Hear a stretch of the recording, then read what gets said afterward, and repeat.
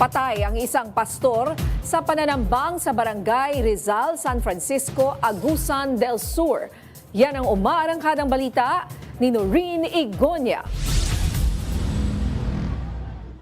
Pauwi na sa kanyang tahanan ang pastor na si Balvino Andaya ng Tambangan ang minamaneho niyang sasakyan ng di pa nakikilalang armadong lalaki sa barangay Rizal, San Francisco, Agusan del Sur hapon nitong Biyernes. Kinikilala ring tribal leader sa lugar ang 60 taong gulang na biktima. Base sa investigasyon, binabaybay ng biktima at dalawang kasama niya ang daan pauwi.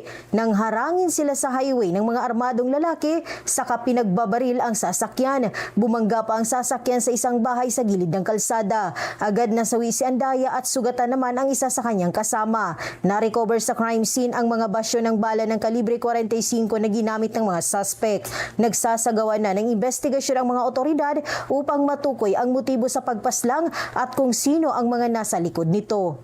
Continue sa atong pag-imbestigar dito sa maong area o labi na dito sa iyang gigikanan para kuang ginato masubay kung kinsa gyud ang naisalaod sa maong panghitabo. Mo na nga mong gisusi para ma-plaster ginato ang motibo sa maong panghitabo kay daghan tag anggulo nga gi considered no dili lang isa. Ayon pa sa pulisya, may tinitingnan silang 3 persons of interest. Kung hindi mareresolba sa loob ng 1 linggo ang kaso, bubuo na ang PNP ng Special Investigation Task Group Andaya. Ako si Noreen Igonia ng PRTV News, nagseserbisyo para sa Pilipino.